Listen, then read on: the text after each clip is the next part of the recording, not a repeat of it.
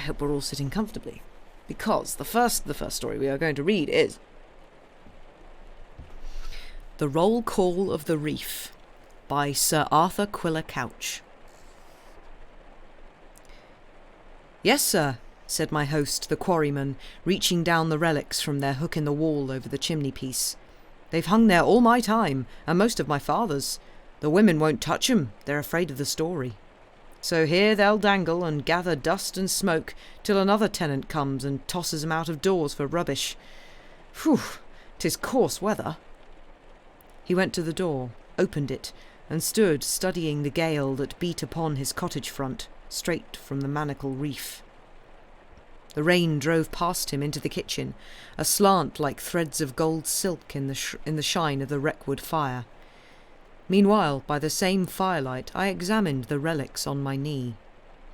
The metal of each was tarnished out of knowledge, but the trumpet was evidently an old cavalry trumpet, and the threads of its party-coloured sling, though frayed and dusty, still hung together.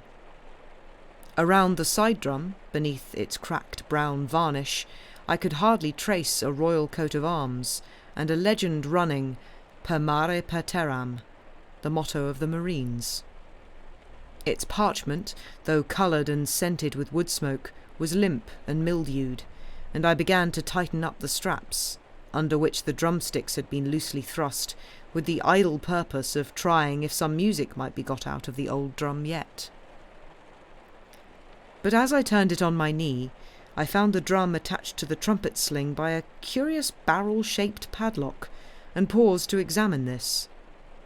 The body of the lock was composed of 6 brass rings, set accurately edge to edge, and, rubbing the brass with my thumb, I saw that each of the 6 had a series of letters engraved around it. I knew the trick of it, I thought. Here was one of those word padlocks, once so common, only to be opened by getting the rings to spell a certain word, which the dealer confides to you. My host shut and barred the door, and came back to the hearth. "'Twas such a wind, east by south, that brought in what you've got between your hands. Back in the year 9 it was. My father has told me the tale a score of times. You're twisting round the rings, I see, but you'll never guess the word. Parson Kendall, he made the word, and looked down a couple of ghosts in their graves with it, and when his time came he went to his own grave and took the word with him." "Whose ghosts, Matthew?" "You want the story, I see, sir. My father could tell it better than I can. He was a young man in the year 9, unmarried at the time, and living in this very cottage just as I be. That's how he came to get mixed up with the tale." He took a chair, lit a short pipe, and unfolded the story in a low, musing voice, with his eyes fixed on the dancing violet flames. "Yes, he'd have been about 30-year-old in January of the year 9. The storm got up in the night of the 21st of that month.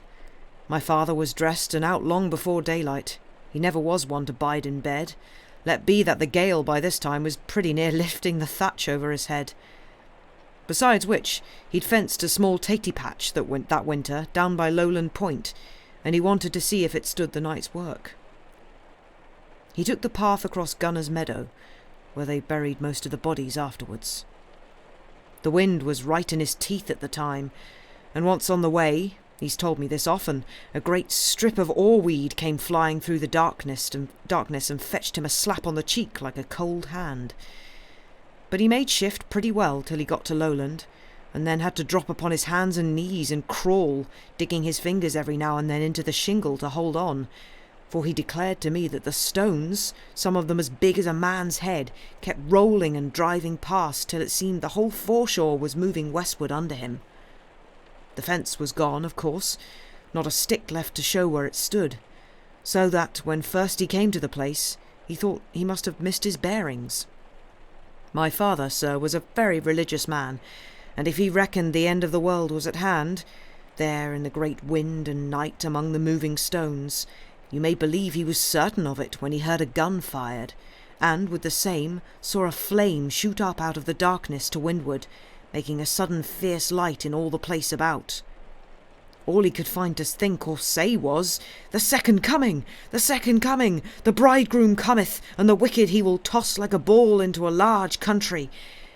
And being already upon his knees, he just bowed his head and bided, saying this over and over. But by and by, between two squalls, he made bold to lift his head and look, and then, by the light, a bluish colour 'twas, he saw all the coast clear away to Manacle Point, and off the Manacles, in the thick of the weather, a sloop of war with topgallants housed, driving stern foremost towards the reef. It was she, of course, that was burning the flare. My father could see the white streak and the ports of her quite plain as she rose to it, a little outside the breakers, and he guessed easy enough that her captain had just managed to wear ship and was trying to force her nose to the sea with the help of her small bower anchor and the scrap or two of canvas that hadn't yet been blown out of her. But while he looked, she fell off, giving her broadside to it foot by foot, and drifting back on the breakers around Candu and the Vases. The rocks lie so thick thereabouts that 'twas a toss-up which she struck first. At any rate, my father couldn't tell at the time, for just then the flare died down and went out. Well, sir, he turned then in the dark and started back for Coverack to cry the dismal tidings, though well knowing ship and crew to be past any hope. And as he turned, the wind lifted him and tossed him forward, like a ball, as he'd been saying, and homeward along the foreshore. As you know, 'tis ugly work, even by daylight, picking your way among the stones there, and my father was prettily knocked about at first in the dark.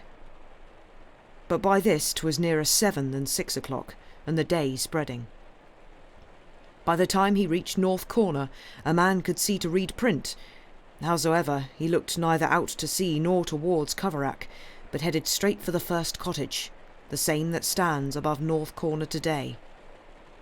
A man named Billy Eade lived there then, and when my father burst into the kitchen bawling, "Wreck! Wreck!" he saw Billy Eade's wife, Anne, standing there in her clogs, with a shawl over her head and her clothes wringing wet. "Save the chap," says Billy Eade's wife, Anne. "What do ye mean by crying stale fish at that rate?" "But 'tis a wreck, I tell 'ee. I've a seeden." "Why, so 'tis," says she, "and I've a seeden too, and so has everyone with an eye in his head." And with that she pointed straight over my father's shoulder, and he turned, and there, close under Dolor Point, at the end of Coverack town, he saw another wreck washing, and the point black with people, like emmets, running to and fro in the morning light. While we stood staring at her, he heard a trumpet sounded on board, the notes coming in little jerks like a bird rising against the wind, but faintly, of course, because of the distance and the gale blowing, though this had dropped a little. "She's a transport," said Billy Eade's wife, Anne, "and full of horse soldiers, fine long men. When she struck they must have pitched the horses over first to lighten the ship, for a score of dead horses had washed in afore I left half an hour back. And 3 or 4 soldiers too, fine long corpses in white breeches and jackets of blue and gold. I held the lantern to one, such a straight young man." My father asked her about the trumpeting. "That's the queerest bit of all. She was burning a light when me and my man joined the crowd down there. All her masts had gone. Whether they carried away or were cut away to ease her, I don't rightly know. Anyway, there she lay upon the rocks with her decks bare. Her keelson was broke under her, and her bottom sagged and stove, and she had just settled down like a sitting hen, just the leastest list to starboard, but a man could stand there easy. They had rigged up ropes across her from bulwark to bulwark, and beside these the men were mustered, holding on like grim death whenever the sea made a clean break over them, and standing up like heroes as soon as it passed. The captain and the officers were clinging to the rail of the quarter-deck, all in their golden uniforms, waiting for the end as if 'twas King George they expected. There was no way to help, for she lay right beyond cast of line, though our folk tried it 50 times. And beside them clung a trumpeter, a whacking big man, and between the heavy seas he would lift his trumpet with one hand and blow a call, and every time he blew the men gave a cheer. "There," she says, "harkee now, there he goes again." But you won't hear no cheering any more, for few are left to cheer, and their voices weak. Bitter cold the wind is, and I reckon it numbs their grip on the ropes, for they were dropping off fast with every sea when my man sent me home to get his breakfast. Another wreck, you say? Well, there's no hope for the tender dears, if 'tis the manacles. You better run down and help yonder, though 'tis little help that any man can give. Not one came in alive while I was there. The tide's flowing, and she won't hold together another hour, they say. Well, sure enough, the end was coming fast when my father got down to the point. 6 men had been cast up alive, or just breathing, a seaman and 5 troopers. The seaman was the only one that had breath to speak, and while they were carrying him into the town, the word went round that the ship's name was the Despatch, transport, homeward bound from Corunna, with a detachment of the 7th Hussars that had been fighting out there with Sir John Moore. The seas had rolled her further over by this time, and given her decks a pretty sharp slope, but a dozen men still held on, 7 by the ropes near the ship's waist, a couple near the break of the poop, and 3 on the quarter-deck. Of these 3, my father made out one to be the skipper. Close by him clung an officer in full regimentals. His name, they heard after, was Captain Duncanfield. And last came the tall trumpeter. And if you'll believe me, the fellow was making shift there at the very last to blow God Save the King. What's more, he got to send us victorious before an extra big sea came bursting across and washed them off the deck. Every man but one of the pair beneath the poop, and he dropped his hold before the next wave, being stunned, I reckon. The others went out of sight at once, but the trumpeter, being, as I said, a powerful man as well as a tough swimmer, rose like a duck, rode out a couple of breakers, and came in on the crest of the third. The folks looked to see him broke like an egg at their feet, but when the smother cleared, there he was, lying face downward on a ledge below them, and one of the men that happened to have a rope round him, I forget the fellow's name if I ever heard it, jumped down and grabbed him by the ankle as he began to slip back. Before the next big sea, the pair were hauled high enough to be out of harm, and another heave brought them up to grass. Quick work, but Master Trumpeter wasn't quite dead. Nothing worse than a cracked head and 3 staved ribs. In 20 minutes or so they had him in bed, with the doctor to tend him. Now was the time, nothing being left alive upon the transport, for my father to tell of the sloop he'd seen driving upon the manacles. And when he got a hearing, though the most were set upon salvage, they believed a wreck in the hand, so to say, to be worth 6 they couldn't see. A good few volunteered to start off with him and have a look. They crossed Lowland Point. No ship was to be seen on the manacles, nor anywhere upon the sea. 1 or 2 was for calling my father a liar. "Wait till we come to Dean Point," said he. Sure enough, on the far side of Dean Point, they found the sloop's mainmast washing about with 6 men lashed to it, men in red jackets, every mother's son drowned and staring. And a little farther on, just under the Dean, 3 or 4 bodies cast up on the shore, one of them a small drummer boy, side drum and all, and nearby part of a ship's gig, with HMS Primrose cut on the sternboard. From this point on, the shore was littered thick with wreckage and dead bodies, the most of them Marines in uniform, and in Godrevy Cove, in particular, a heap of furniture from the captain's cabin, and amongst it a watertight box, not much damaged, and full of papers, by which, when it came to be examined next day, the wreck was easily made out to be the Primrose, of 18 guns, outward bound from Portsmouth, with a fleet of transports for the Spanish War. 30 sail, I've heard, but I never heard what became of them. Being handled by merchant skippers, no doubt, they rode out the gale and reached the Tagus safe and sound. Not but what the captain of the Primrose, mine was his name, did quite right to try and club-haul his vessel when he found himself under the land. Only he never ought to have got there if he took proper soundings. But it's easy talking. The Primrose, sir, was a handsome vessel. For her size, one of the handsomest in the King's service, and newly fitted out at Plymouth Dock.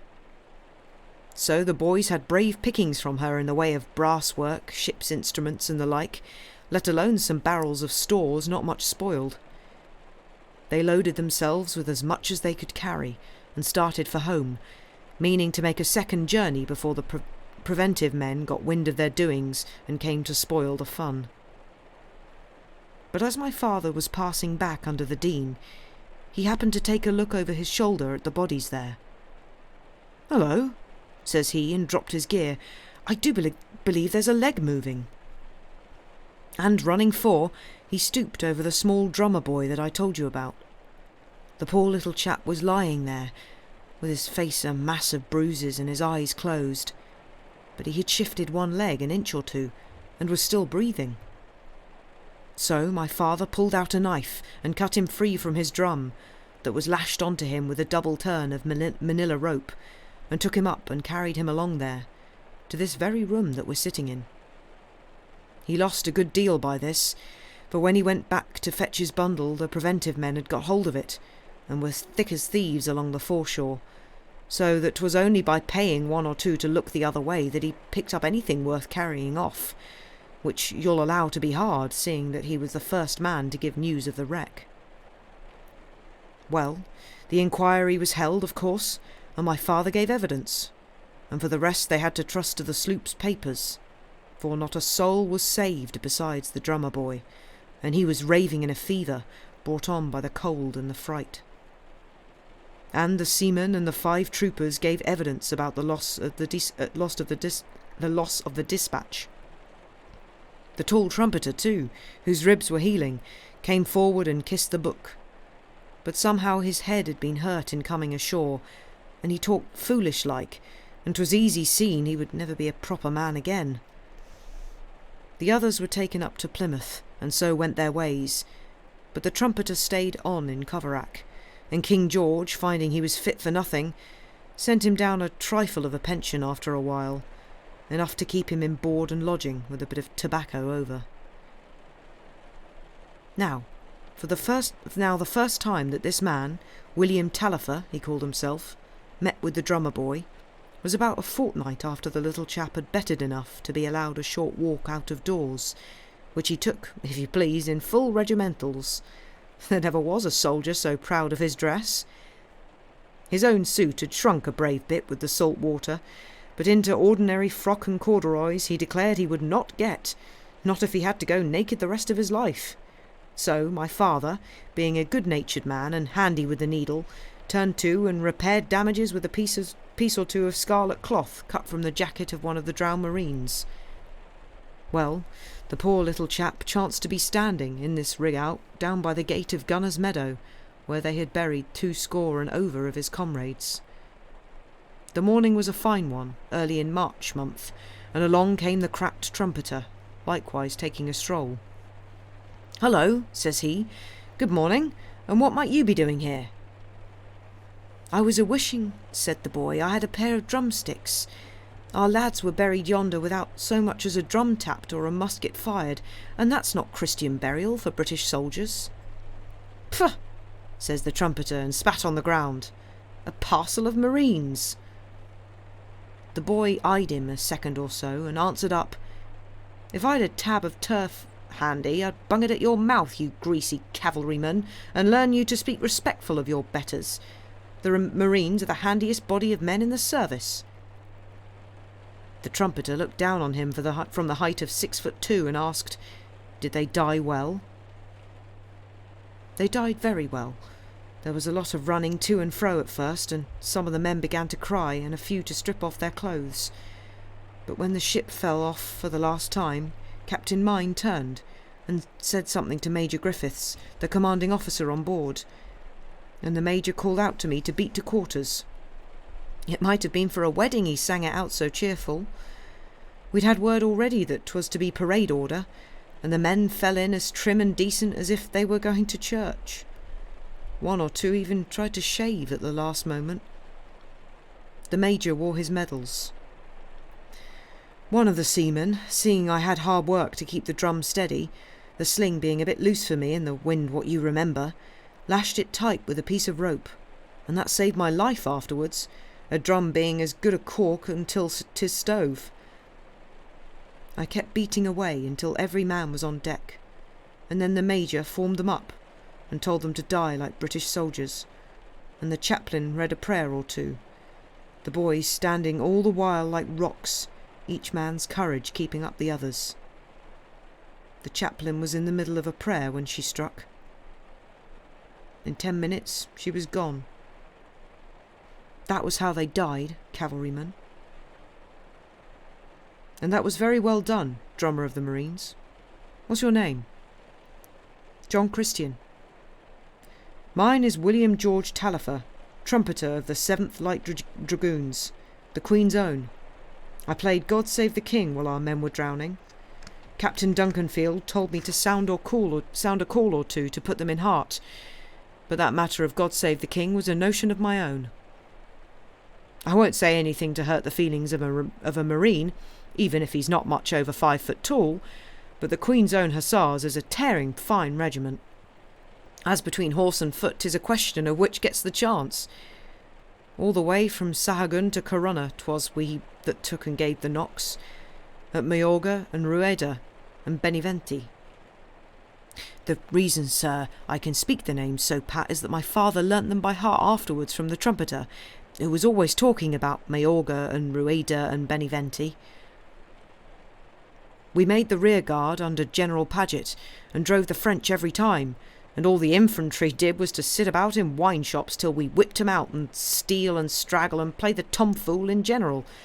And when it came to a stand-up fight at Corunna, 'twas the horse, or the best part of it, that had to stay seasick aboard the transports and watch the infantry in the thick of the caper.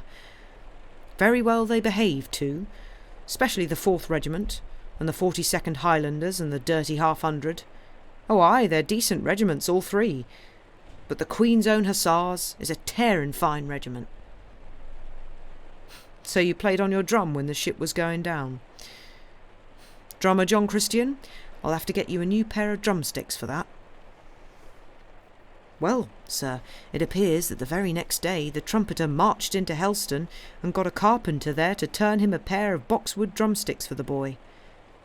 And this was the beginning of one of the most curious friendships you ever heard tell of. Nothing delighted the pair more than to borrow a boat off my father and pull out to the rocks where the Primrose and the Despatch had sunk, and on still days was pretty to hear them out there off the manacles, the drummer playing his tattoo, for they always took their music with them, and the trumpeter practising calls and making his trumpet speak like an angel. But if the weather turned ruffish, they'd be walking together and talking.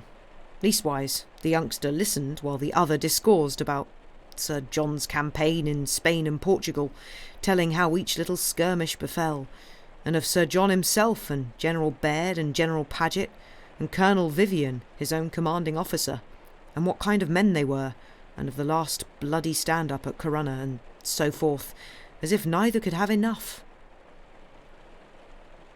But all this had to come to an end in the late summer, for the boy, John Christian, being now well and strong again, must go up to Plymouth to report himself. 'Twas his own wish, for I believe King George had forgotten all about him, but his friend wouldn't hold him back. As for the trumpeter, my father had made an arrangement to take him on as a lodger as soon as the boy left, and on the morning fixed for the start he was up at the door here by 5 o'clock, with his trumpet slung by his side, and all the rest of his kit in a small valise.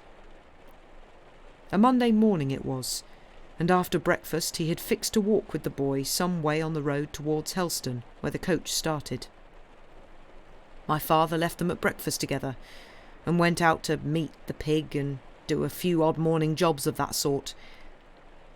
When he came back, The boy was still at table, and the trumpeter standing here by the chimney place with the drum and trumpet in his hands, hitched together just as they be at this moment.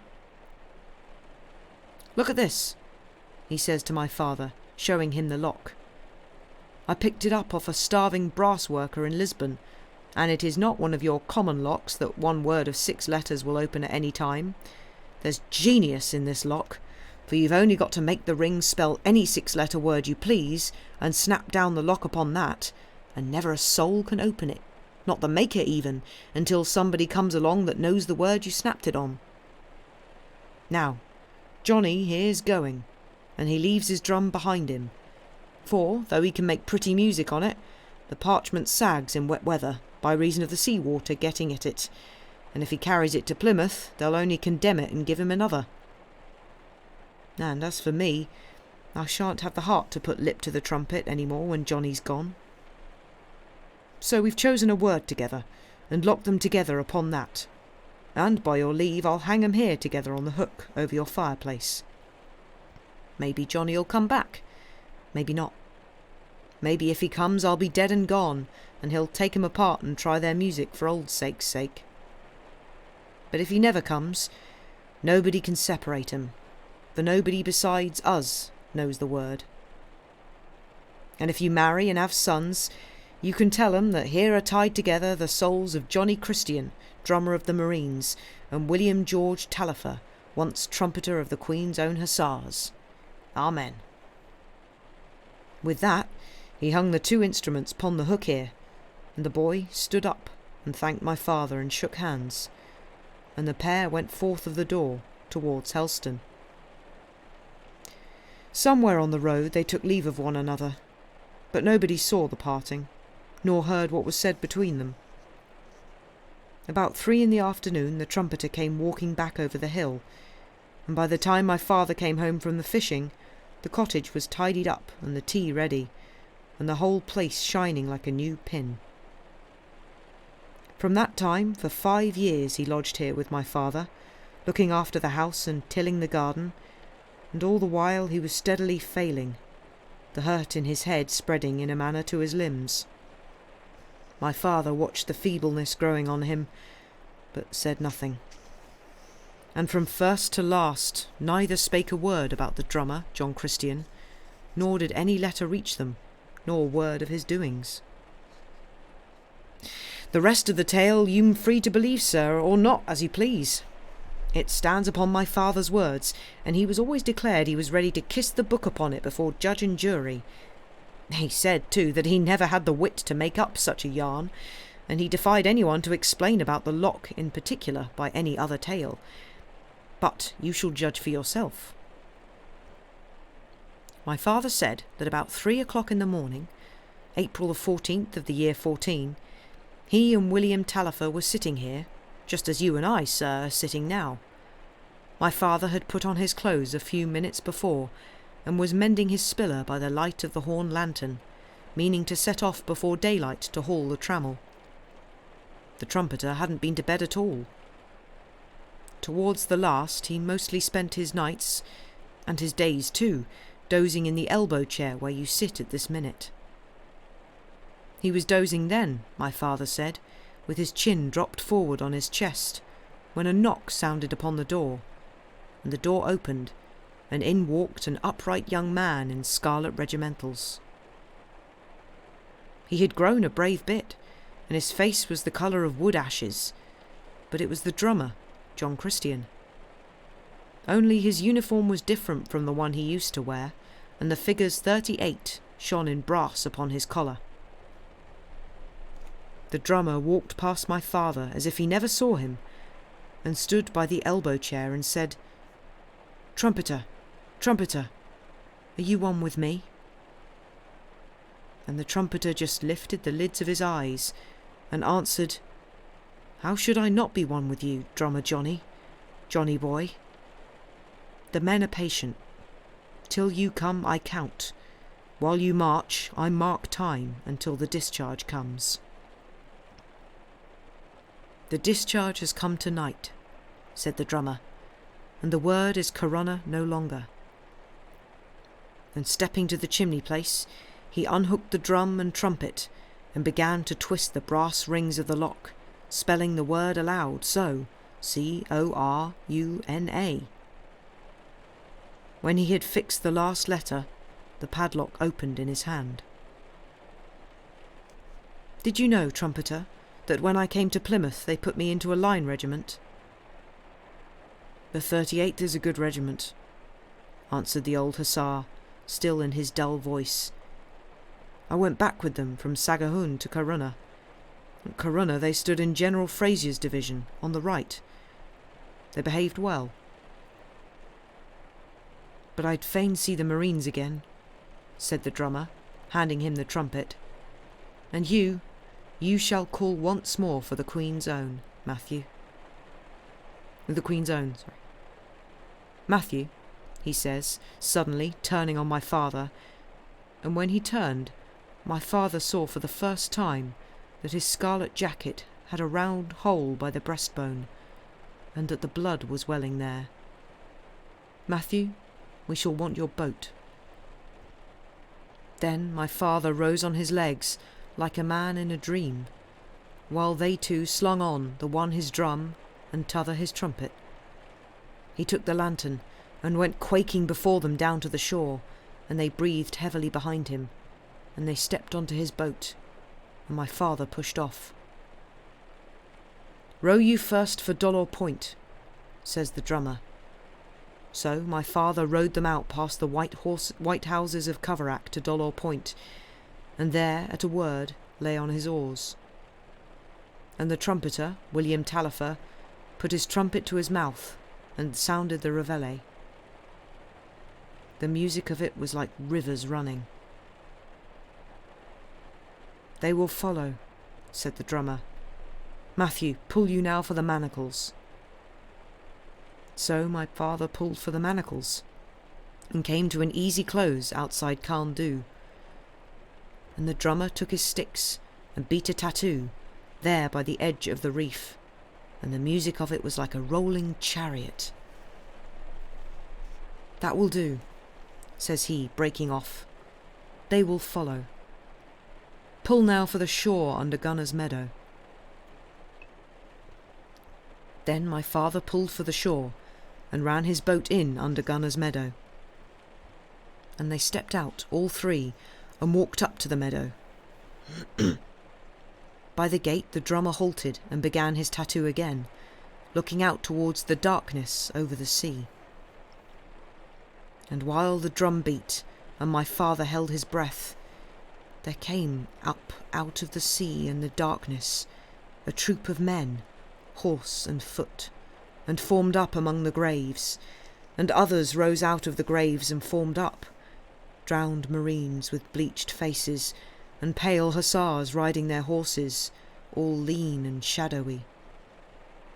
There was no clatter of hoofs or accoutrements, my father said, but a soft sound all the while, like the beating of a bird's wing, and a black shadow lying like a pool about the feet of all.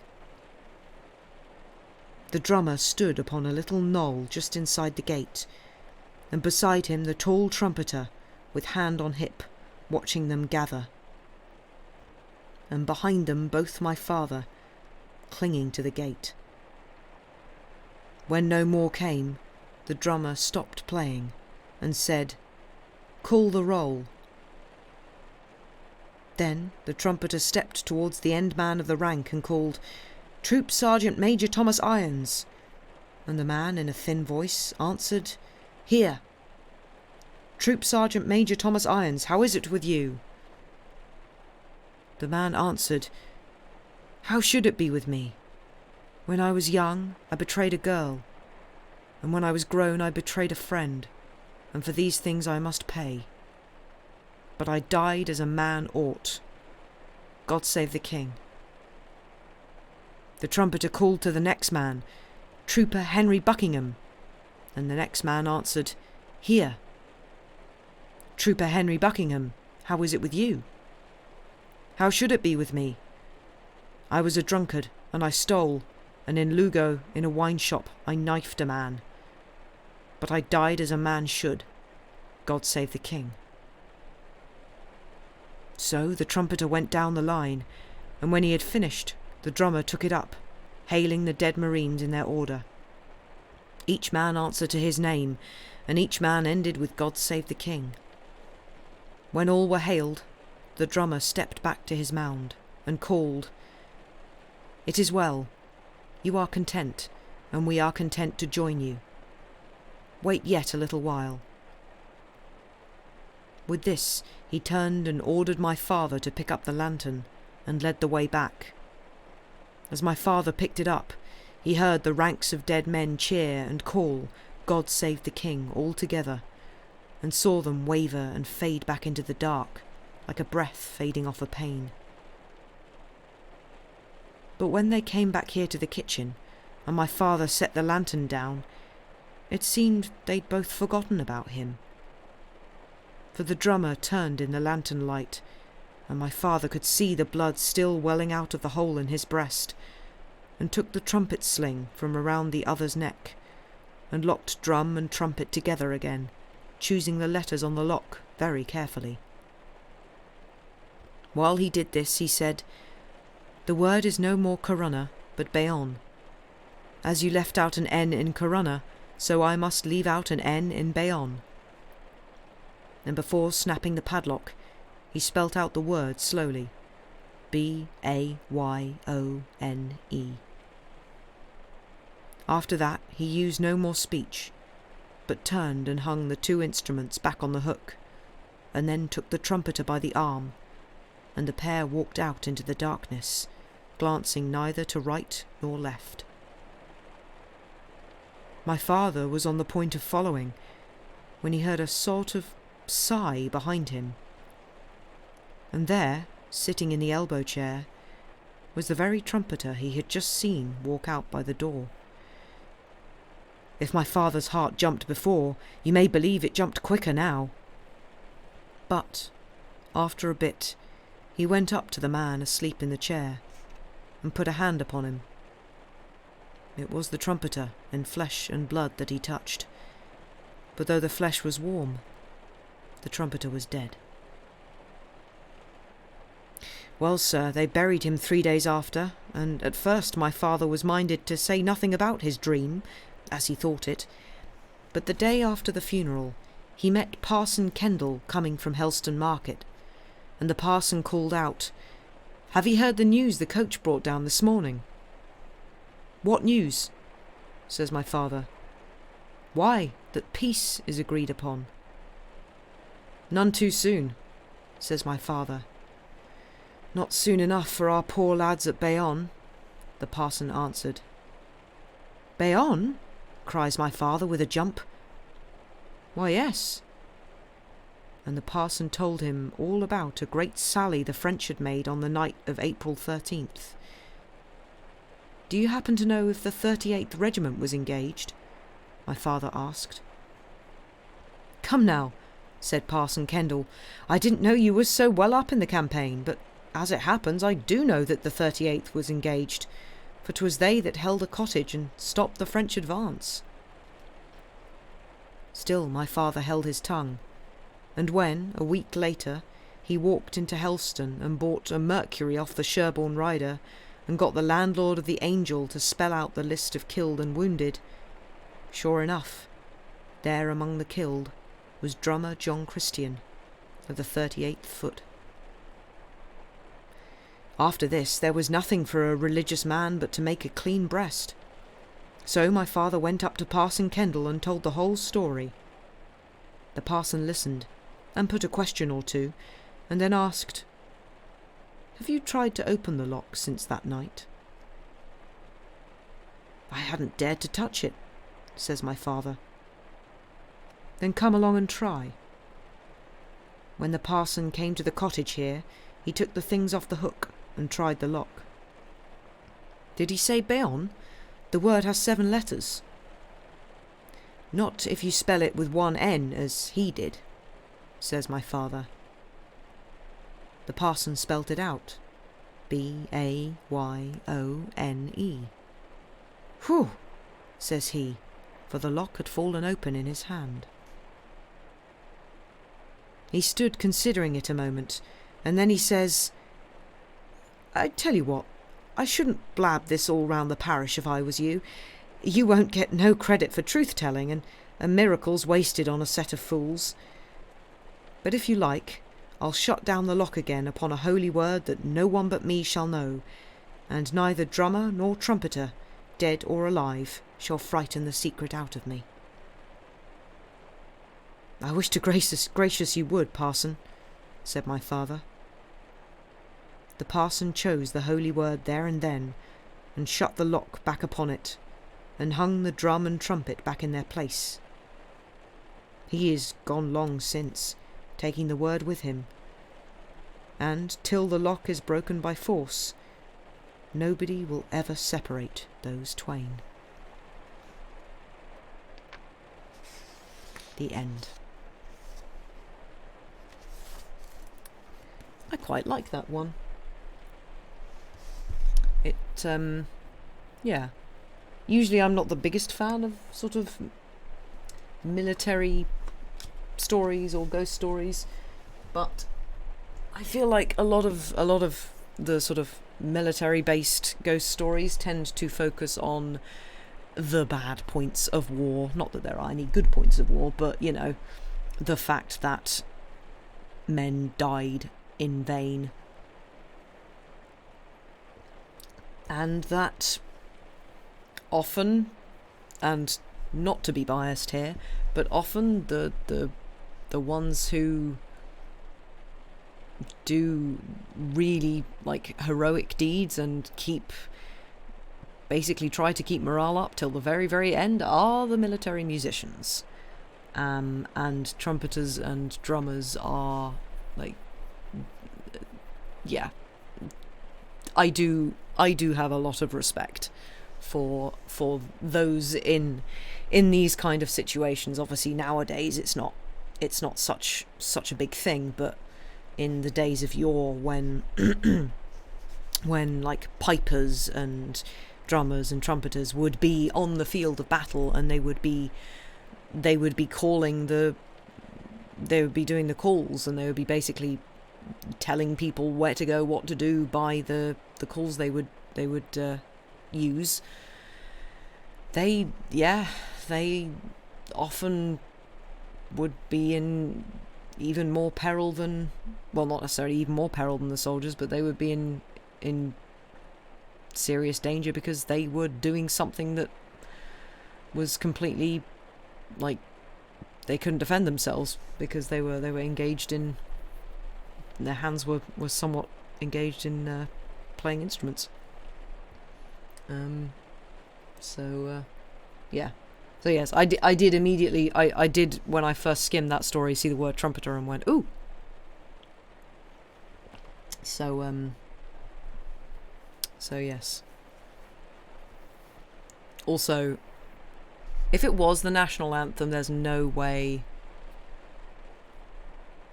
Oh, he might have been able to play it on a valveless trumpet. Okay, we're not going into this. But yes, I hope you enjoyed that. I did. I thought that was good and well written. And also, Sir Arthur Quiller-Couch is an absolutely fantastic name. I kind of wanted to read the story for the name of the author alone, honestly. But yes, we shall head to a break now. So thank you for listening so far, and go do break-related things. And we shall see you in about 5 minutes. Bye for now.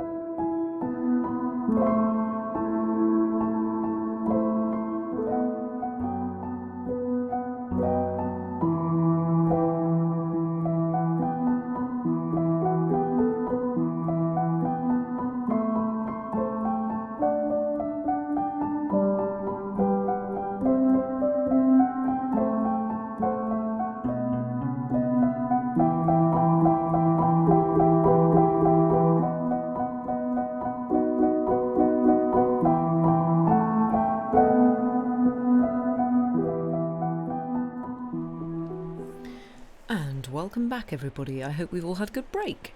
Also, realise I didn't thank you, Thunder, for A, turning up, and B, for resubbing. That's very kind of you. I hope you are doing well. Yes, thank you very much for being here. But yes, hope everybody's had a good break, done breaky things. Not broken things, don't break things, everyone. But yes, we shall continue with more stories. Now, we have some choices here.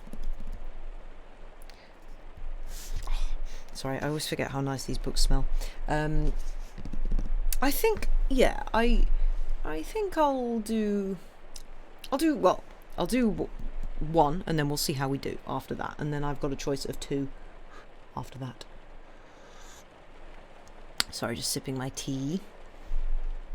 But yes, I hope everybody enjoyed that previous story. I really quite enjoyed it. It was nicely written as well.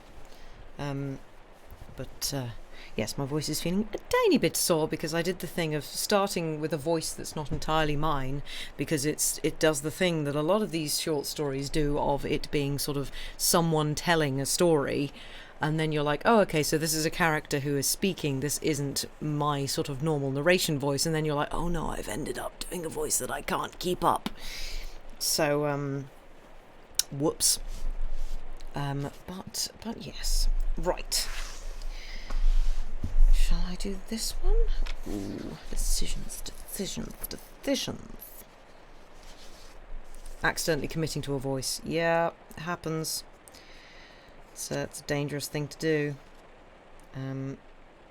But yes. Right. Yes. I think. Oh, sorry. I'm just. This book smells great. We're back to the big black book of ghost stories, thrillers, and things, and mysteries. It's got a picture of a bat on it. It's great. But yes, we shall continue with The Man of the Night by Edgar Wallace. The little instrument on the table by the inspector's desk went tick-tock. Then it stopped, as though considering how it should word the message it had to give. It was very still in the charge room, so still that the big clock above the fireplace was audible. That and the squeaky scratching of the inspector's quill pen as it moved slowly over the yellow paper on the desk before him were the only sounds in the room. Outside it was raining softly. The streets were deserted, and the lines of lamps stretching east and west emphasized the loneliness. "Tick-tock," said the instrument on the table excitedly. "Tick-tock, tick-tock." The inspector's high stool creaked as he sat up, listening. There was a constable at the door, and he too heard the frantic call. "What's that, Gill?" demanded the inspector testily. The constable came into the charge room with heavy footsteps. "Tickety-tickety-tick-tock," babbled the instrument, and the constable wrote the message: "All stations arrest and detain George Thomas on ticket of leave, aged 35, height 5 foot 8 inches, complexion and hair dark, eyes brown, of gentlemanly appearance. Suspected of being concerned in warehouse robbery. Walthamstow and Canning Town especially note this and acknowledge. S.Y." "In the middle of the night," exclaimed the inspector despairingly. "They call me up to tell me what I've told them hours and hours ago. What a system." He nodded his head hopelessly. Outside, in the thin rain, a man was coming along the street, his hands deep in his pockets, his coat collar turned up, his head on his breast. He shuffled along, his boots squelching in the rain, and slackened his pace as he came up to the station. The policeman he expected to find at the door was absent. The man stood uneasily at the foot of the steps, set his teeth, and mounted slowly. He halted again in the passage out of which the charge room opened, "It's a rum thing about Thomas," said the inspector's voice. "I thought he was trying to go straight." "It's his wife, sir," said the constable, and there was a long silence, broken by the loud ticking of the clock. "Then why did his wife give him away?" asked the inspector. "Did she, sir?" There was surprise in the constable's voice, but the man in the passage did not hear that. He was leaning against the painted wall, his hand at his throat, his thin, unshaven face a dirty white, his lips trembling. "She gave him away," said the inspector. He spoke with the deliberation of a man enjoying the sensation of dispensing exclusive news. "Know her?" "Slightly, sir," said the policeman's voice. "Handsome woman. She might have done better than Thomas." "I think she has," said the constable dryly, and they both laughed. "That's the reason, is it? Wants to put him under screw? Well, I've heard of such cases." The man in the passage crept quietly out. He was shaking in every limb. He almost fell at the last step and clutched the railings that bordered the station house to keep himself up.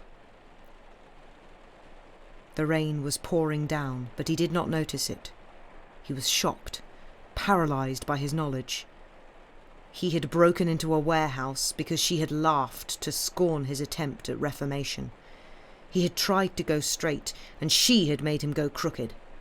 And then, when the job was done, with all the old cleverness that he left no trace of his identity, she had gone straight away to the police and put him away. But that was nothing.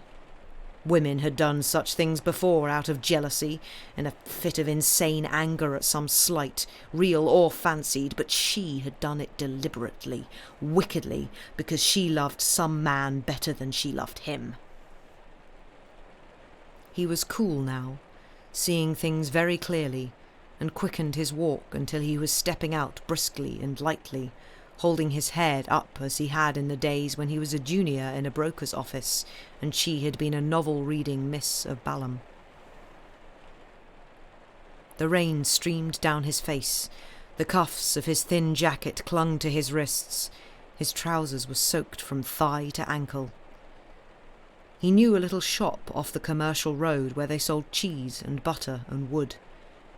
He had purchased for a penny a morsel of bread and cheese. He remembered that the woman behind the counter had cut the cheese with a heavy knife, newly whetted and pointed. He thought the matter out as he turned in the direction of the shop. Such knives are usually kept in a drawer next to the till, with the bacon saw and the milk tester and the little rubber stamp which is used for branding margarine in accordance with the law. He knew the shop would be shuttered, the door locked, and he had no instrument to force an entrance. The kit was in the hands of the police. He had wondered how the Splits had found them. Now he knew.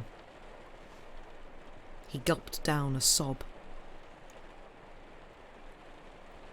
Still, there must be a way. The knife was necessary. He was still weak from his last term of penal servitude. He could not kill her with his hands. She was so strong and beautiful. Oh, so beautiful. Thinking disconnectedly, he came to the shop. It stood in a little side street. There was one street lamp giving light to the thoroughfare. There was no sound but the dismal drip of rain. Nobody in sight. There was a skylight above the shuttered door. It was the only way, he saw that at once. Sometimes these are left unfastened. He stood on tiptoe and felt gingerly along the lower part of the sash. His fingers encountered something that lay on the ledge, and his heart leapt. It was a key. He had guessed this to be a lock-up shop. He knew enough of the casual character of these little shopkeepers not to be surprised at the ease with which an entry might be effected. He slipped the key into the lock, turned it, and stepped in, closing the door behind him softly. The air of the shop was hot and stuffy, full of the pungent scent of foodstuffs, cheese and ham, and the resinous odour of firewood. He had matches in his pocket, but they were sodden and would not strike. He fumbled around the shelves and came upon a packet. He struck a light, guarding the flame with his hand. The shop had been swept and made tidy for the night. The weights were neatly arranged on either side of the scales. There was a piece of muslin laid over the butter on the slate slab. On the counter, conspicuously displayed, was a note. It contained instructions, written in pencil in a large, uneducated hand, to Fred. He was to light the fire, put the kettle on, take in the milk, and serve Mrs. Smith. Fred was the boy, the early comer in the morning, for whom the key had been placed. It was remarkable that he settled all these particulars to his own satisfaction, as, lighting match after match, he sought the heavy knife with the sharp point and the newly whetted edge. He even felt a certain exultation in the ease with which he had gained admission to the shop, and had an insane desire to whistle and talk. He found the knife. It was under the counter, with a greatly scarred cutting board and a steel. He wrapped it up carefully in a sheet of newspaper, then remembered he was hungry. He broke off a wedge of cheese. There was no bread, but an open tin of children's biscuits was handy. With the food in his hand, with the knife in his pocket, he continued his exploration. Behind the shop was a little parlour. The door was unlocked, and he entered. He struck match after match, hesitated a moment, then lit the gas. It was a tiny room, cheaply but neatly furnished. There were china ornaments on the mantel-shelf, a few cheap lithographs on the wall, and a loudly ticking clock. There was a clock at the police station. He made a grimace, as though he were in pain, felt with his hand for the knife, and smiled. He sat at a little table in the middle of the room, and ate the food mechanically, staring hard at the wall ahead of him. He had done everything for her.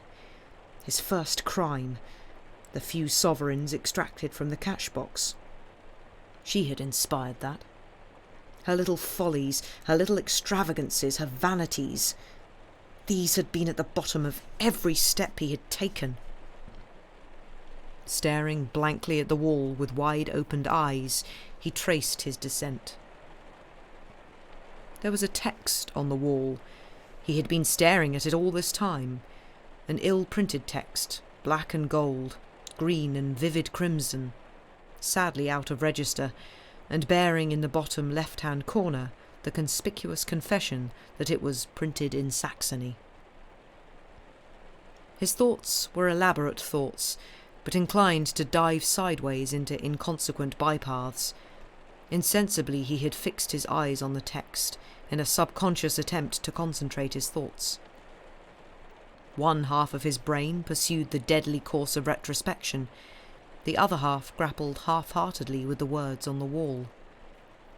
He read only those that were in capital letters.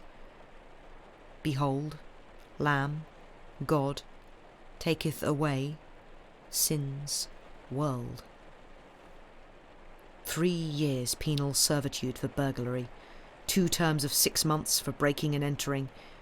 She had been at his elbow. Years ago he was a member of a church, sang in the choir, and religious matters had some significance to him. It is strange how such things drop away from a grown man, how the sweet bloom of faith is rubbed off. He married her at a registry office in Marylebone, and they went to Brighton for their honeymoon. She knew well enough that he could not afford to live as they were living. He had never dreamt that she guessed that he was robbing his employer, and when, coolly and with some amusement, she revealed her knowledge, he was shocked, stunned. Behold, Lamb. Might religion have helped him had he kept closer to its teachings? He wondered, slowly munching his biscuit and cheese, with his eyes on the garish text. He found some milk and drank it. Then he rose. Where he had sat were two little pools of water, one on the floor, the other on the table where his arm had rested. He turned out the light, walked softly through the shop, listened, and opened the door gently. There was nobody in sight, and he stepped out, closing and locking the door behind him. He put the key on the ledge where he had found it, and went quickly to the main road, the heavy knife, newly whetted and with a sharp point, bumping against his thigh with every step he took. He had an uneasy feeling, and strove to analyse it down to a first cause. He decided it was the text, and smiled. Then, of a sudden, the smile froze on his lips. He was not alone. A man had come from the night, swiftly, silently, and walked with him, step for step. He stopped dead. His hand wandered down to the pocket where the knife lay. "What do you want?" he asked harshly. The other made no reply. His face was in the shadow. What clothes he wore, what manner of man he was, Thomas could not say. Only that, standing there, he was tall, gracefully proportioned, easy of movement. There was a silence, then, "Come," said the man from the night, and the burglar accompanied him without question. They walked in silence, and Thomas observed that the stranger moved in the direction he himself would have taken. "I shall give myself up afterwards," he said, speaking feverishly fast.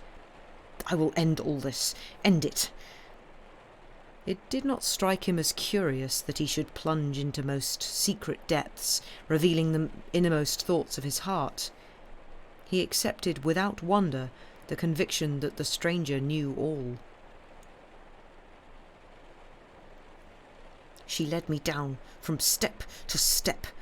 Down, down," sobbed Thomas, as they walked side by side through the narrow streets that led to the river. "It used to worry me at first, but she strangled my conscience. She laughed at my fears. She's a devil, I tell you." "Other men have said the woman tempted me," said the stranger gently. "Yet a man has thought and will of his own." Thomas shook his head doggedly. "I had no will where she was," he said. "When I have killed her, I shall be a man again." He tapped his pocket. The knife was still there. "If we had children, it might have made a difference, but she hated children." "If you were free of her, you might be a man," said the stranger. His voice was sweet and deep and sad. "Yes, yes," the other turned on him eagerly. "That is what I mean. She is in my way. If I kill her, I can start all over again, can't I? I could go back and face the world and say, 'I killed the bad part of me. Give me another chance. Look.'" He fumbled in his pocket and brought forth the knife.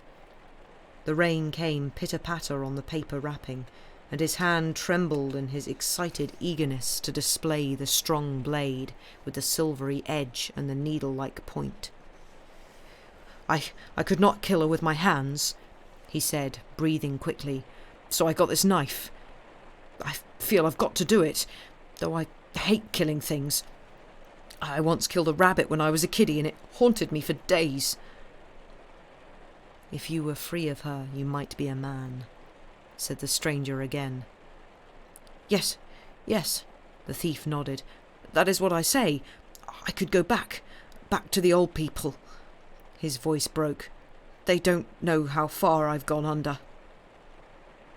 They turned corner after corner, crossing main thoroughfares, diving through alleys where costers' barrows were stacked, chained wheel to wheel, into mean streets, and across patches of waste ground. Once, through a little passage, they came in sight of the river, saw 3 barges moored side by side, rising and falling slowly with the tide. Out in mid-river a steamer lay, 3 lights glimmering feebly. "I shall go into the house from the back," Thomas said. "There's nobody else in the house but an old woman, or there oughtn't to be. My wife sleeps in the front room." "If you were free of her, you might be a man," said the stranger. Yes, the convict was impatient. I know that, when I am free." He laughed happily. "She dragged you down to the deeps," said the man of the night softly. "Every step you took for good, she clogged and hindered." "That's right. That is the truth," said the other. "Yet you could never escape her.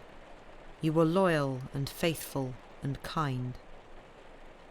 "God knows that is true," said the man, and wept. "For better or for worse, for richer or poorer," he said, and it seemed to him that the stranger was saying these words at the same time. At last they reached a street that was more dark, more wretched than any of its neighbours. The man stopped at a narrow passage which led to the back of the houses. "I'm going in now," he said simply. "You wait for me here, and when I come back we will start our new life all over again. I shall kill her quickly." The man of the night made no reply, and Thomas went through the passage, turned at right angles along a narrower strip of path between wooden fences, and so came to a rickety back gate. He opened it and went in.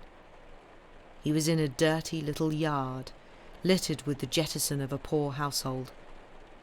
There was a tumble-down fowl run, and as he walked stealthily to the house, a cock crew loudly.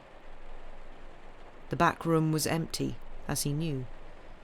He pushed up the window. It squeaked a little. He waited for the cock to crow again and mask the sound. Then he swung himself up to the windowsill and entered the room. The point of the knife cut through the thin clothing he wore, and he felt a sharp pain in his leg. He took the knife from his pocket and felt the edge. Then he became conscious of the fact that there was somebody in the room.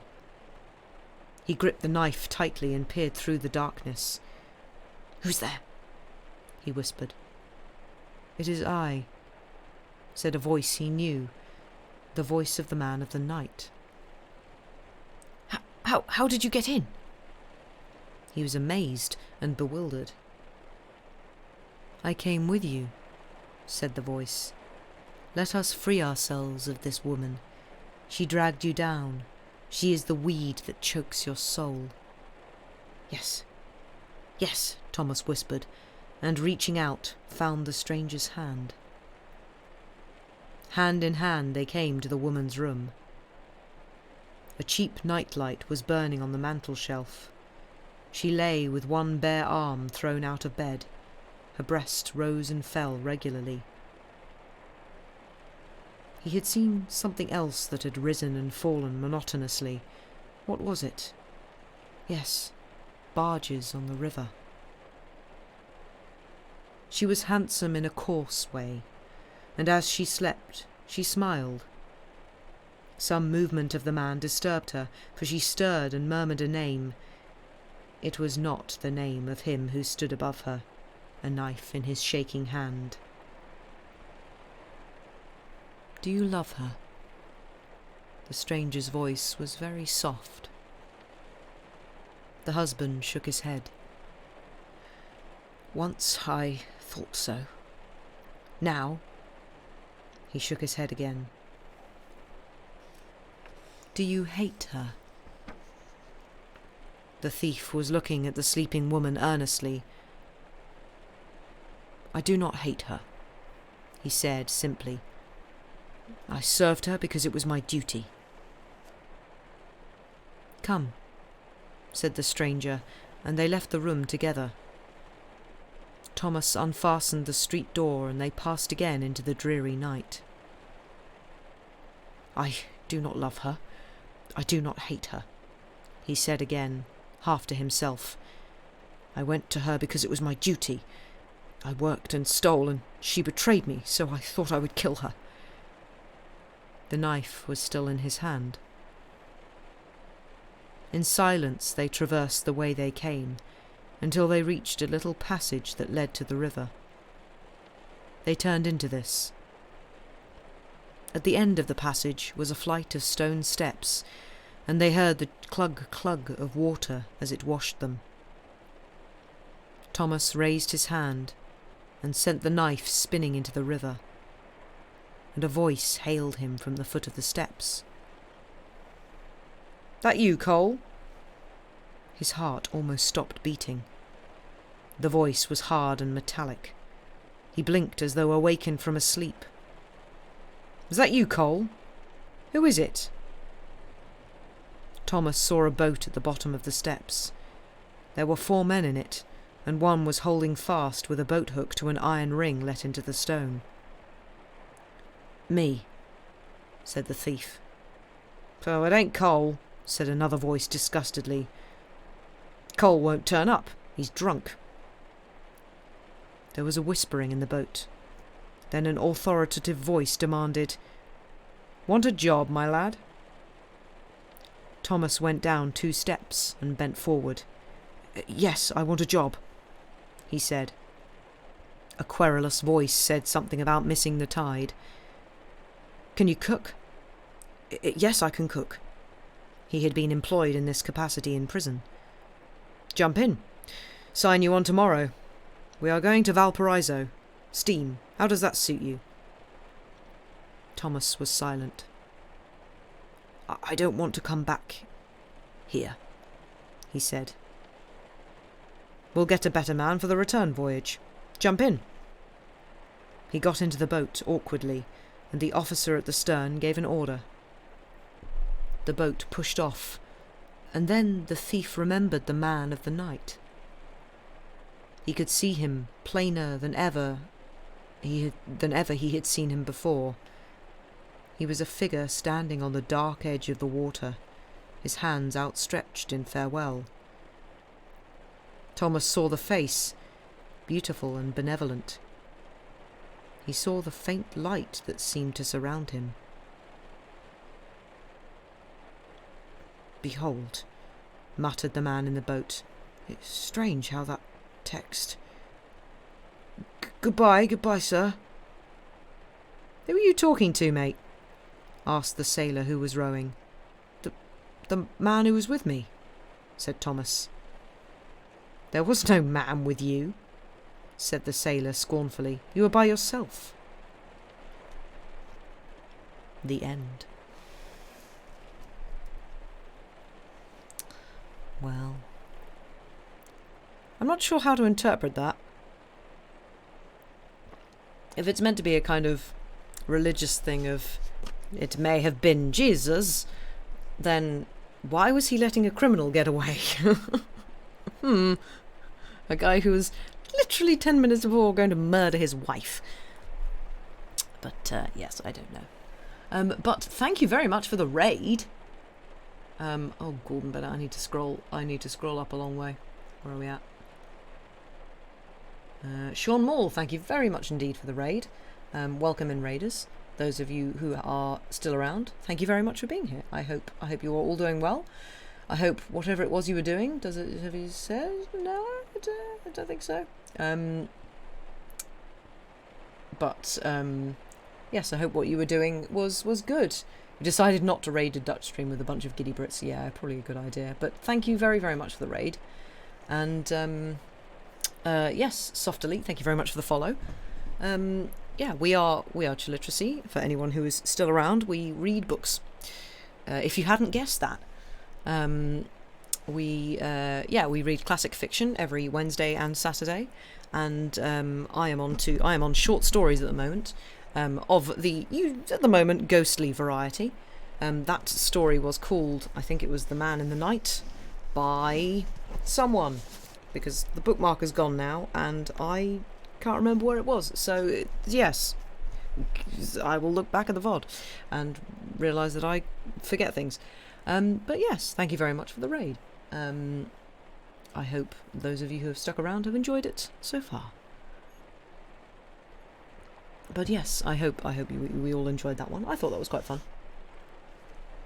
I should stop saying fun for stories that involve murder, because that's probably a bad thing. Can't believe you're not making these stories up on the spot. Oh yeah, these are all improvised.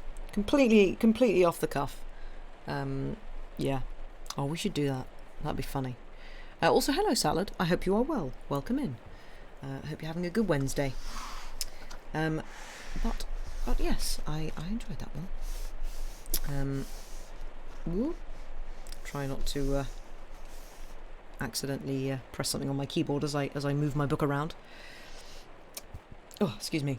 So we have options here for the last story I shall read tonight. Because do we want something nautical, or something at least along the seafaring theme that we have sort of accidentally fallen into with the stories tonight? Or do we want something different? For anyone who is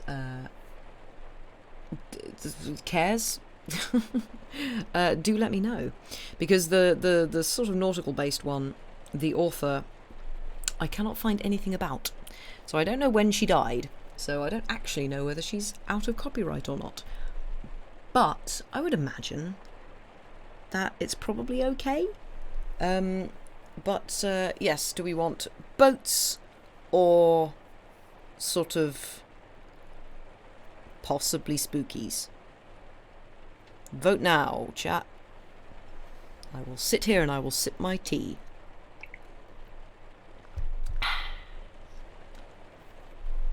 Boats or sort of kind of vibes. Boats or vibes? Boats or spooky vibes? Do you have a preference? Not really, honestly. They're both kind of different things. Are the boats spooky also? The boats are not spooky also. They are not spooky, but death is involved. So, either one sounds great. Oh, hello, Zilia. Hope you are well. Welcome in. Either one sounds great. Well, that's not a helpful choice, is it?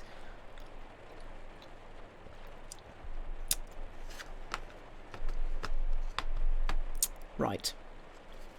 Shall I make a decision? Well then, boats. Okay, well you've made my decision for me, so let's do boats. Let's go with boats. You go for spooky, but either would be fine. Okay. Well, actually, tell you what. No, I won't. Sorry, Zilia. I won't go for boats because I would actually like to find out whether this author is okay to read or not, because I don't want to read something that is in copyright. But also, it was a female author, which is always a good thing. So you can look forward to boat-related shenanigans, I guess, next time or another time. But for now, let us go for generic spooky vibes. Because we like our generic spooky vibes on Literacy, in case you hadn't worked it out. Let me just finish my tea, 1 second.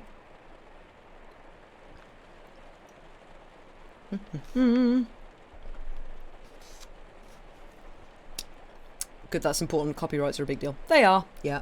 But yeah, I can't find anything about her. Oh, actually, yes. If anyone is interested in the name of the author and knows anything about her, Anna McMullen, her name is. So, you do miss the cobwebs, yeah. Well, Sam said he's gonna bring back the cobwebs for when he reads Dracula. So, you're not gonna be without cobwebs for very long, I don't think. And then after that, we'll be on to the Christmas overlay, which is even more exciting. For anyone who has not seen the Christmas overlay, it is just a festive room. I should probably add a Christmas tree into it, really. But anyway, let us continue with the last story that I shall read for tonight. The Looking Glass by Walter de la Mare. For an hour or two in the afternoon, Miss Lennox had always made it a rule to retire to her own room for a little rest, so that for this brief interval, at any rate, Alice was at liberty to do just what she pleased with herself. The just what she pleased, no doubt, was a little limited in range, and, with herself, was at best no very vast oasis amid its sands. She might, for example, like Miss Lennox, rest too, if she pleased. Miss Lennox prided herself on her justice. But then Alice could seldom sleep in the afternoon because of her troublesome cough. She might at a pinch write letters, but they would need to be nearly all of them addressed to imaginary correspondents. And not even the most romantic of young human beings can write on indefinitely to one who vouchsafes no kind of an answer. The choice, in fact, merely amounted to that between being in or out, in any sense. And now that the severity of the winter had abated, Alice much preferred the solitude of the garden to the vacancy of the house. With rain came an extraordinary beauty to that narrow garden, its trees drenched, refreshed and glittering at break of evening, its early flowers stooping pale above the darkened earth, the birds that haunted there singing as if out of a cool and happy cloister, the stormcock wildly jubilant. There was one particular thrush on one particular tree which you might say all but yelled messages at Alice, messages which sometimes made her laugh, and sometimes almost ready to cry with delight. And yet ever the same vague influence seemed to haunt her young mind. Scarcely so much as a mood, nothing in the nature of a thought, merely an influence, like that of some impressive stranger met in a dream, say, long ago, and now half forgotten. This may have been in part because the low and foundering wall between the empty meadows and her own recess of greenery had always seemed to her like the boundary between two worlds. On the one side, freedom, the wild. On this, Miss Lennox and a sort of captivity. There, reality. Here, her duties almost forgotten, the confines of a kind of waking dream. For this reason, if for no other, she at the same time longed for and yet in a way dreaded the afternoon's regular reprieve. It had proved, too, both a comfort and a vexation that the old servant belonging to the new family next door had speedily discovered this little habit, and would as often as not lie in wait for her between a bush of lilac and a bright green chestnut that stood up like a dense umbrella midway along the wall that divided Miss Lennox from its one neighbouring garden. And since, apparently, it was Alice's destiny in life to be always precariously balanced between extremes, Sarah had also turned out to be a creature of rather peculiar oscillations of temperament. Their clandestine talks were, therefore, though frequent, seldom particularly enlightening. Nonetheless, merely to see this slovenly, ponderous woman enter the garden, self-centred, with a kind of dull arrogance, her lowering face as vacant as contempt of the universe could make it, was an event ever eagerly, though at times vexatiously, looked for, and seldom missed. Until but a few steps separated them, it was one of Sarah's queer habits to make believe, so to speak, that Alice was not there at all. Then, as regularly, from her place of vantage on the other side of the wall, she would slowly and heavily lift her eyes to her face, with a sudden energy which at first considerably alarmed the young girl, and afterwards amused her. For certainly you are amused in a sort of fashion when any stranger you might suppose to be a little queer in the head proves perfectly harmless. Alice did not exactly like Sarah, but she could no more resist her advances than the garden could resist the coming on of night. Miss Lennox, too, it must be confessed, was a rather tedious and fretful companion for wits, like Alice's, always wool-gathering. Wool, moreover, of the shimmering kind that decked the golden fleece. Her own conception of the present was of a niche in time from which she was accustomed to look back on the dim, though once apparently garish, panorama of the past, while with Alice time had kept promises enough only for a surety of its immense resources, resources illimitable, even though up till now they had been pretty tightly withheld. Or, if you so preferred, as Alice would say to herself, you could put it that Miss Lennox had all her eggs in a real basket, and that Alice had all hers in a basket that was not exactly real, only problematical. All the more reason, then, for Alice to think it a little queer that it had been Miss Lennox herself, and not Sarah, who had first given shape and substance to her vaguely bizarre intuitions concerning the garden, a walled-in space in which one might suppose intuition alone could discover anything in the least remarkable. When my cousin Mary Wilson, the Wilsons of Aberdeen, as I may have told you, when my cousin lived in this house, she had informed her young companion one evening over her own milk and oatmeal biscuits, there was a silly talk with the maids that it was haunted. The house? Alice had inquired, with a sudden crooked look on a face that nature, it seemed, had definitely intended to be frequently startled. The house? I didn't say the house, Miss Lennox testily replied. It always annoyed her to see anything resembling a flush on her young companion's cheek. And even if I did, I certainly meant the garden. If I had meant the house, I should have used the word house. I meant the garden. It was quite unnecessary to correct or contradict me, and whether or not, it's all the purest rubbish.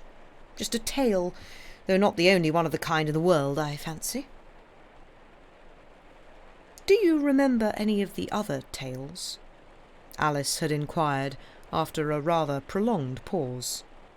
No, none, was the flat reply. And so it came about that to Sarah, though she could hardly be described as the serpent of the situation, to Sarah fell the opportunity of enjoying to the full an opening for her fantastic lore. By insinuation, by silences, now with contemptuous scepticism, now with enormous warmth, she cast her spell, weaving an eager imagination through and through with the rather gaudy threads of superstition. Lord, no, crimes maybe not, though blood is in the roots for all I can say. She had looked up almost candidly in the warm, rainy wind, her deadish-looking hair blown back from her forehead. Some'll tell you only the old people have eyes to see the mystery, and some, old or young, if so be they're ripe. Nothing to me either way. I've gone past such things. And what it is, horror and darkness, or golden like a saint in heaven, or in pictures in dreams, or just like dying fireworks in the air, the Lord alone knows, miss, for I don't. But this I will say, and she edged up her body a little closer to the wall, the raindrops the while dropping softly on bough and grass. May Day's the day, and midnight's the hour, for such as be wakeful and brazen and stupid enough to watch it out. And what you've got to look for, in a manner of speaking, is what comes out of the darkness from behind them trees there. She drew back cunningly. The conversation was just like clockwork. It recurred regularly, except there was no need to wind anything up. It wound itself up overnight, and with such accuracy that Alice soon knew the complete series of question and answer by heart or by rote, as if she had learned them out of the Child's Guide to Knowledge.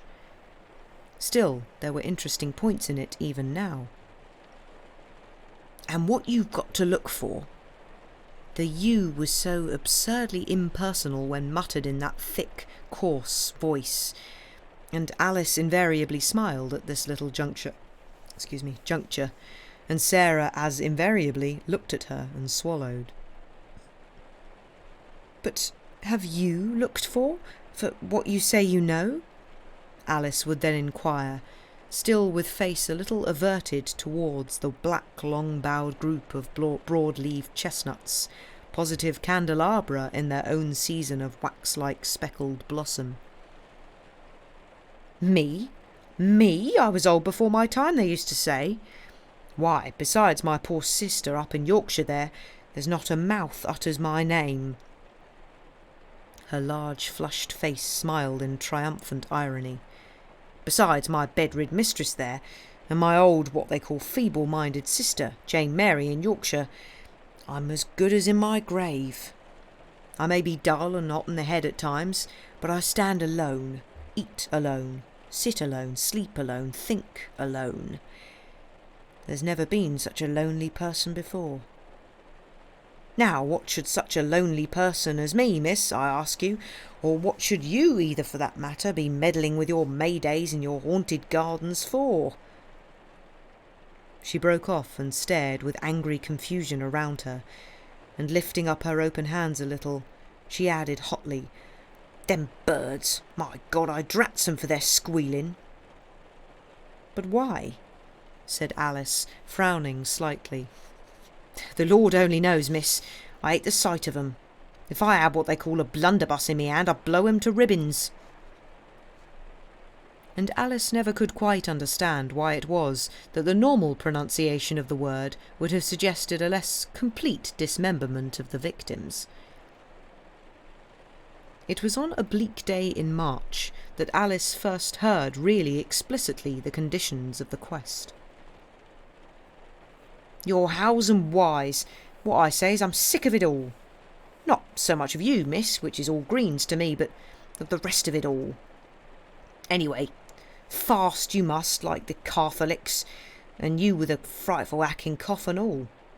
Come like a new-begotten bride you must, in a white gown, and a wreath of lilies or orange blossom in your hair, same pretty much as I made for my mother's coffin this 20 years ago, and which I wouldn't do now, not for respectability even.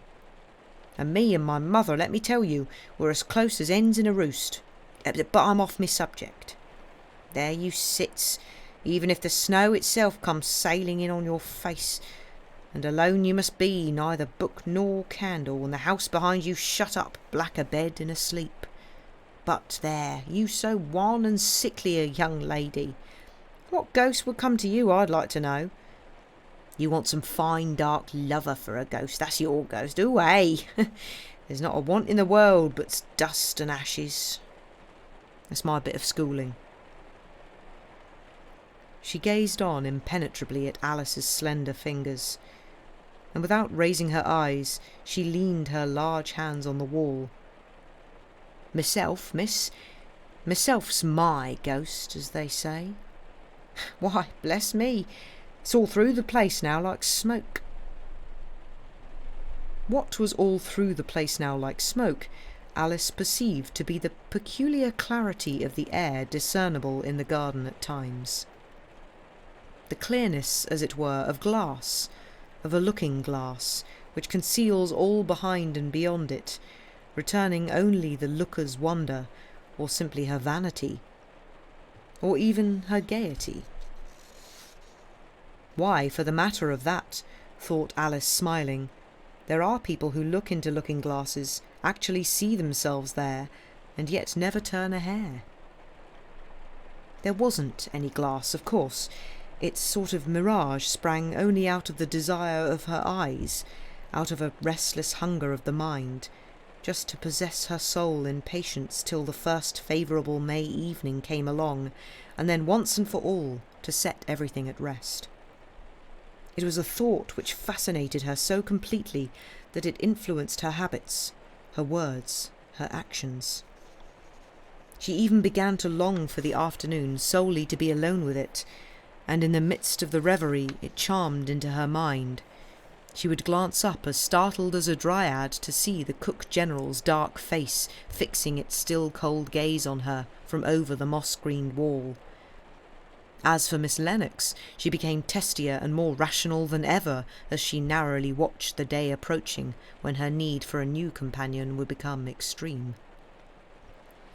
Who, however, the lover might be, and where the trysting place, was unknown even to Alice, though maybe not absolutely unsurmised by her, and with a kind of cunning perspicacity perceived only by Sarah. "I see my old tales have tickled you up, miss," she said one day, lifting her eyes from the clothesline she was carrying to the girl's alert and mobile face. "What they call old wives' tales, I fancy, too." "Oh, I don't think so," Alice answered. "I can hardly tell, Sarah. I am only at peace here. I know that. I get out of bed at night to look down from the window and wish myself here. When I'm reading, just as if it were a painted illustration, in the book, you know, the scene of it all floats in between me and the print. Besides, I can do just what I like with it. In my mind, I mean. I just imagine, and there it all is. So, you see, I could not bear now to go away." "There's no cause to worry your head about that," said the woman darkly. "And as for picking and choosing, I never saw much of it for them that's under of a thumb. Why, when I was young, I couldn't have borne to live as I do now, with just myself wandering to and fro. Muttering I catch myself too. And to be sure, surrounded in the air by shapes and shadows and noises and winds, so as sometimes I can neither see nor hear. It's true, God's gospel, miss. The body's like a clump of wood, it's that dull. And you can't get t'other side, so to speak." So lucid a portrayal of her own exact sensations astonished the girl. "Well, but what is it? What is it, Sarah?" Sarah strapped the air with the loose end of the clothesline. "Part, miss, the haunting of the garden. Part, as them black-jacketed clergymen would say, because we's we. And part, 'cause it's all death the other side. All death." She drew her head slowly in. Her puffy cheeks glowed. Her small black eyes gazed as fixedly and deadly as if they were anemones on a rock.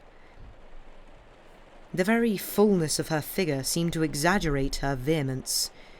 She gloated, a heavy, somnolent owl puffing its feathers. Alice drew back, swiftly glancing as she did so over her shoulder. The sunlight was liquid wan gold in the meadow between the black tree trunks. They lifted their cumbrous branches far above the brick human house, stooping their leafy twigs. A starling's dark iridescence took her glance as he minced pertly in the coarse grass. "I can't quite see why you should think of death," Alice ventured to suggest. "Me? Not me. Where I'm put I stay, like a stone in the grass I am. Not that if I were that old mealy smiling bag of bones flat on her back on her bed up there with her bits of beadwork and slops through her spout, I wouldn't make sure overnight of not being waked next morning. There's something in me that won't let me rest. What they call a volcano. There's no more to eat in that beetle cupboard of a kitchen than would keep a tomcat from the mange." "But, Sarah," said Alice, casting a glance up at the curtained windows of the other house, "she looks such a quiet, patient old thing. I don't think I could stand having not even enough to eat. Why do you stay?" Sarah laughed for a full half-minute in silence, staring at Alice meanwhile. "Patient?" she replied at last. "Ooh, ay! Nor to my knowledge did I ever breathe the contrary. As for staying, you'd stay all right if that lover of yours came along. You'd stand anything, them pale, narrow-chested kind. Though me, I'm neither to bend nor break. And if the old man was to look down out of the blue up there at this very minute, and shake his fist at me, I'd say it to his face. I loathe your whining psalm singers. A trap's a trap. You wait and see." "But how do you mean?" Alice said slowly, her face stooping. There came no answer. And on turning, she was surprised to see the bunchy alpaca-clad woman already disappearing round the corner of the house. The talk softly subsided in her mind like the dust in an empty room. Alice wandered on in the garden, extremely loath to go in. And gradually a curious happiness at last descended upon her heart, like a cloud of morning dew in a dell of wild flowers. It seemed in moments like these as if she had been given the power to think, or rather to be conscious, as it were, of thoughts not her own. Thoughts like vivid pictures, following one upon another with extraordinary rapidity and brightness through her mind. As if, indeed, thoughts could be like fragments of glass, reflecting light at their very edge and angle. She stood tiptoe at the meadow wall and gazed greedily into the green fields and across to the pollard aspens by the waterside. Turning, her eyes recognised clear in the shadow and blue-grey of the garden her solitude, its solitude. And all at once, all thinking ceased. "The spirit is me.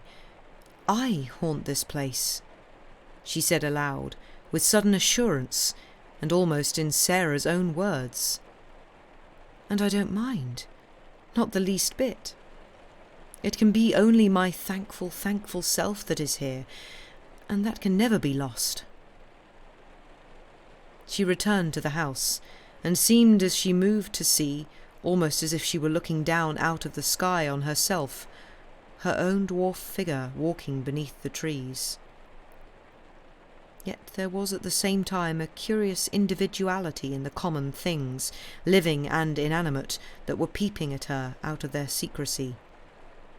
The silence hung above them as apparent as their own clear reflected colours above the brief spring flowers.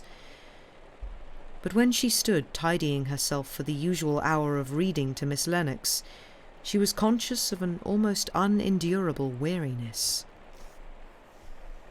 That night Alice set to work with her needle upon a piece of sprigged muslin to make her watch-gown, as Sarah called it. She was excited. She hadn't much time, she fancied. It was like hiding in a story. She worked with extreme pains, and quickly, and not till the whole flimsy thing was finished did she try on or admire any part of it. But at last, in the early evening of one of the middle days of April, she drew her bedroom blind up close to the ceiling to view herself in her yellow-grained looking-glass. The gown, white as milk in the low sunlight, and sprinkled with even white embroidered nosegays of daisies, seemed to attenuate a girlish figure, already very slender. She had arranged her abundant hair with unusual care, and her own clear, inexplicable eyes looked back upon her beauty, bright, it seemed, with tidings they could not speak. She regarded closely that narrow, flushed, intense face in an unforeseen storm of compassion and regret, as if with the conviction that she herself was to blame for the inevitable leave-taking. It seemed to gaze like an animal its mute farewell in the dim, discoloured glass.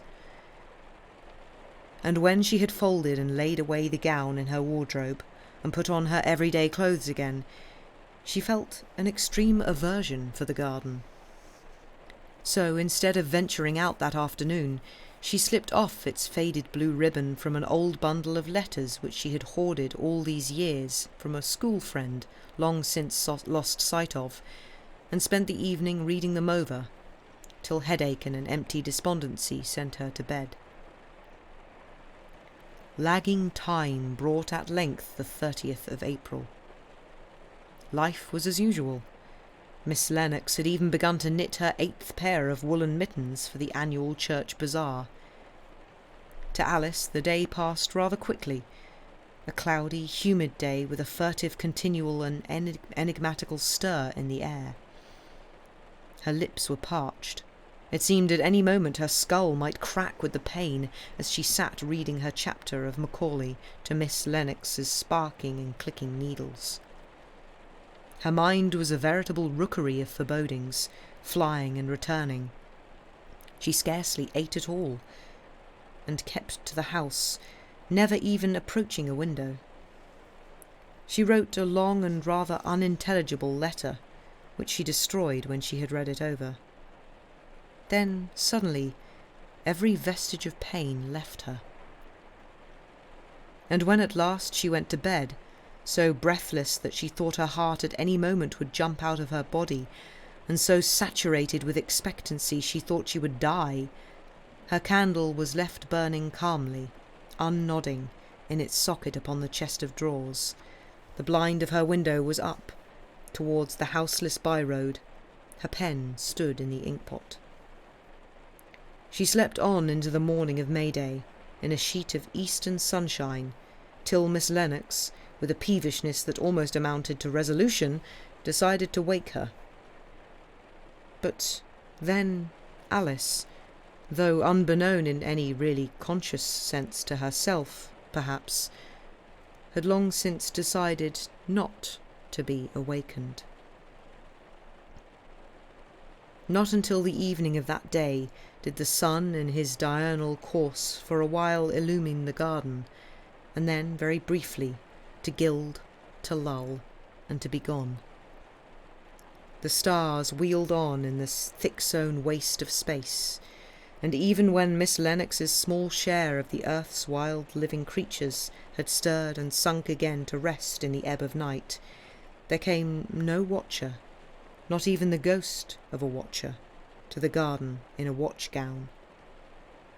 So that what peculiar secrets found reflex in its dark mirror, no human witness was there to tell. As for Sarah, she had long since done with looking-glasses once and for all. A place was a place.